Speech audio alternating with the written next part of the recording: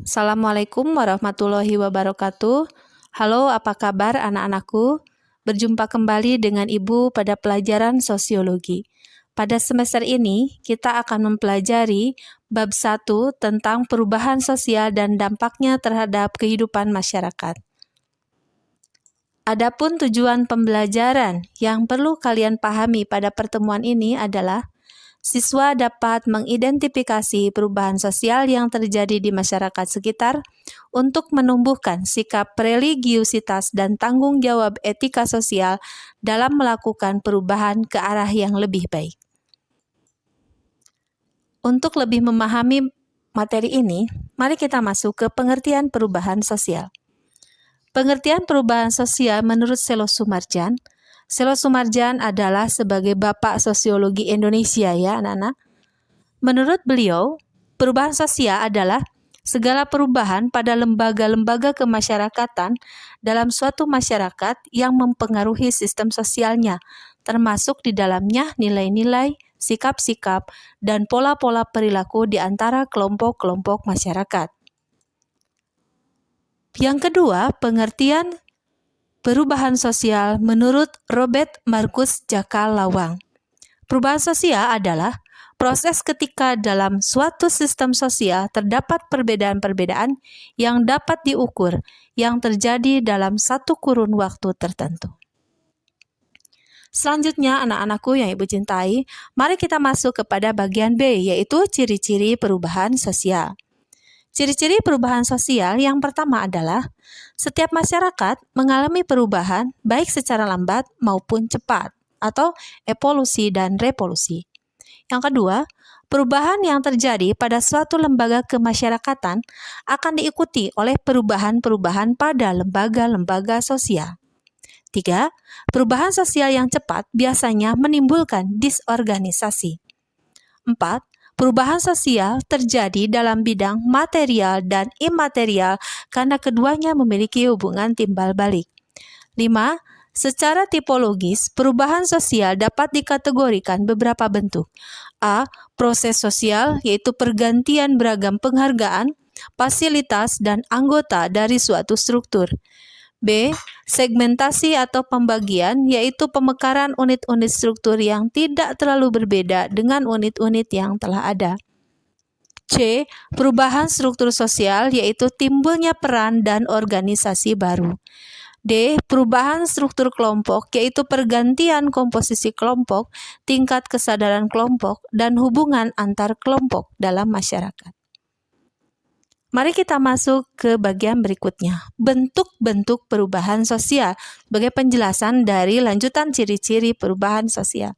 Yang pertama, perubahan sosial itu ada yang berbentuk lambat dan ada yang cepat. Yang lambat itu disebut evolusi. Contohnya adalah pertumbuhan dan perkembangan manusia dari mulai bayi, balita, anak-anak, remaja, dewasa, dan lansia. Itu perubahannya sangat lambat karena membutuhkan waktu yang sangat lama. Kemudian perubahan yang cepat biasa disebut dengan revolusi. Kita ambil contoh pada kehidupan sekarang. Ketika kita mengalami pandemi COVID-19, di mana dalam waktu 4 bulan kita bisa mengubah pola hidup kita yang asalnya tidak peduli dengan kesehatan. Pada saat ini kita semakin peduli dengan kesehatan. Kita lebih memperhatikan kebiasaan-kebiasaan buruk kita untuk dihilangkan dan diganti dengan kebiasaan-kebiasaan yang lebih baik supaya hidup kita akan lebih sehat. Kemudian yang kedua adalah perubahan yang berpengaruh kecil dan perubahan yang berpengaruh besar. Perubahan yang berpengaruh kecil diambil contoh yaitu mode rambut. Ketika seseorang mengganti mode rambutnya meniru model-model yang diidolakannya, maka itu pengaruhnya akan kecil, hanya akan berpengaruh pada orang itu saja. Tapi kalau kita melihat ketika dunia mengalami krisis, maka pengaruhnya akan meluas, bukan hanya pada satu negara, tapi pada berbagai negara di dunia, pengaruhnya akan sangat besar sekali. Selanjutnya adalah perubahan yang direncanakan dan perubahan yang tidak direncanakan. Bentuk perubahan ini kalau yang direncanakan kita bisa ambil contoh dalam proses pembuatan kota atau pengalihan kota. Dibutuhkan rencana yang sangat matang, bahkan membutuhkan waktu yang sangat lama agar ketika pendirian kota yang baru atau pengalihan kota yang baru, seperti halnya ketika Presiden Indonesia mengumumkan bahwa ibu kota Indonesia dari Jakarta akan dipindahkan ke Kalimantan, itu tidak bisa dalam waktu yang singkat, membutuhkan waktu yang lama agar hasilnya juga mantap dan memuaskan. Kemudian perubahan yang tidak direncanakan, contohnya adalah pemutusan hubungan kerja dari beberapa perusahaan kepada karyawannya. Itu adalah perubahan yang tidak diinginkan oleh setiap orang. Karena biasanya kalau ada PHK itu dampaknya akan begitu besar. Kemudian yang keempat, perubahan yang dikehendaki dan perubahan yang tidak dikehendaki. Perubahan yang dikehendaki pada umumnya ini adalah perubahan yang sudah direncanakan, ditata dengan baik sehingga hasilnya diharapkan akan memuaskan. Kalau perubahan yang tidak dikehendaki, contohnya adalah bencana alam, dengan adanya kebakaran, tsunami. Nah, itu biasanya perubahan yang sangat dahsyat yang menimpa setiap manusia, setiap warga di beberapa bagian negara di dunia ini pada umumnya akan menyebabkan kesedihan yang luar biasa dan akan menimbulkan banyak korban jiwa, raga, harta, dan benda. Selanjutnya kita masuk ke faktor-faktor yang mempengaruhi perubahan sosial. Yang pertama adalah satu, faktor yang mendorong jalannya proses perubahan. Ini akan menyebabkan sebuah perubahan ini akan lebih cepat. Yang pertama adalah kontak dengan kebudayaan lain. Ketika kita melihat negara lain lebih maju, ketika kita melihat negara lain lebih berkembang dari negara kita, lebih hebat, maka biasanya timbul keinginan dari diri kita, dari sekeliling kita, kelompok kita untuk meniru hal-hal yang baik sehingga kita dan negara kita pun akan lebih maju seperti negara-negara yang kita contohkan. Lalu yang B, sistem pendidikan formal yang maju.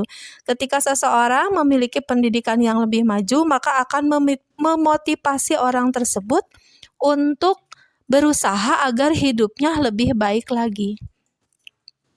C. Sikap menghargai hasil karya seseorang dan keinginan untuk maju.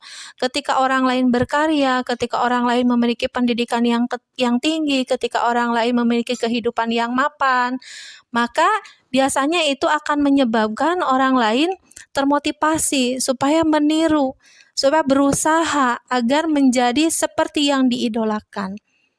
Kemudian D. Toleransi atau memiliki sikap mau menerima terhadap hal-hal baru.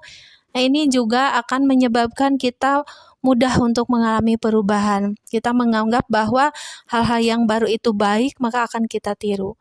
Sistem terbuka dalam lapisan masyarakat juga akan menyebabkan sekelompok masyarakat akan mudah untuk mengalami perubahan. Jadi tidak merasa curiga terhadap perubahan yang datang, sehingga akan lebih mudah untuk menuju ke arah hidup yang lebih baik. Kemudian penduduk yang heterogen, artinya penduduk yang beraneka ragam, atau kalau di Indonesia adalah masyarakat majemuk, itu akan menyebabkan sebuah negara cepat untuk mengalami perubahan. Ketidakpuasan masyarakat terhadap bidang-bidang kehidupan akan menyebabkan masyarakat itu keluar dari belenggu kekurangan mereka untuk mengejar ketinggalan mereka untuk menjadi lebih baik lagi. Kemudian orientasi ke masa depan, cita-cita seseorang untuk meraih kehidupan yang lebih sukses, untuk meraih kehidupan yang lebih berhasil, sehingga memotivasi seseorang, kelompok, bahkan negara untuk menjadi lebih maju lagi. Kemudian nilai bahwa manusia harus senantiasa berusaha memperbaiki hidupnya. Ini adalah sebuah cita-cita bagi sekelompok orang, sebuah negara, bahkan sebuah dunia, maka hidupnya harus lebih baik. Hari ini harus lebih baik dari kemarin, kemudian dan hari-hari selanjutnya harus lebih baik kembali. Lalu faktor yang menghalangi terjadinya perubahan sosial. Nah, ini hal-hal yang bisa menyebabkan menghambat kita untuk melakukan perubahan sosial. Nah, yang pertama adalah kurangnya hubungan dengan masyarakat lain, atau kalau dalam masyarakat biasa sering dikatakan kuper ya. Kita kurang gaul dengan orang lain sehingga sulit untuk berubah. Kemudian yang selanjutnya adalah ilmu pengetahuan yang terlambat. Karena kita kurang gaul dengan orang lain, dengan kelompok lain, hingga akhirnya menyebabkan ilmu pengetahuan kita terlambat. Lalu, sikap masyarakat yang tradisional, ya, dengan anggapan bahwa tradisi tak dapat diubah, ini sulit untuk mengalami perubahan. Ya, namun ini tidak jelek karena ada kelompok-kelompok masyarakat. Kita lihat poin D. Ada kepentingan yang telah tertanam dengan kuat. Ketika sekelompok masyarakat menganggap bahwa adat itu segalanya, itu tidak akan lepas dari adat istiadat, tidak mau untuk meninggalkan atau melepaskan tradisi dan adatnya, sehingga banyak kelompok masyarakat yang tidak mau lepas dari tradisi meskipun dianggap sebagai yang tradisional, yang tertinggal, tapi mereka tetap mempertahankan tradisi. Nah, ini mungkin yang bisa kita toleransi dalam kehidupan masyarakat multikultur di Indonesia. Selanjutnya adalah rasa takut akan terjadinya kegoyahan pada integrasi kebudayaan. Ketika menerima budaya baru menganggap ini kurang baik, sehingga ada kelompok masyarakat tertentu daripada mengalami perubahan itu menjadi lebih buruk, maka mereka memilih lebih baik mereka diam pada kondisi yang sebelumnya. Kemudian prasangka terhadap yang baru, hal-hal baru dianggapnya kurang baik, sehingga alasan yang tadi rasa takut akan kembali lagi dipilih oleh masyarakat. Lalu hambatan yang bersifat ideologis yang sudah tertanam, yang sudah mendarah daging, ya, dan menganggap mungkin itu adalah buruk, sehingga banyak kelompok masyarakat yang tidak mau berubah dengan alasan mempertahankan tradisi. Hal ini tidak bisa kita paksakan karena di negara Indonesia sebagai negara hukum juga dilindungi sebagai hak asasi manusia. Nah, anak-anakku yang Ibu cintai, itulah materi yang Ibu sampaikan pada pertemuan ini. Terima kasih sudah memperhatikan, menyimak materi yang Ibu sampaikan, dan barang siapa tidak mau merasakan pahitnya belajar, ia akan merasakan hinanya kebodohan sepanjang hidupnya.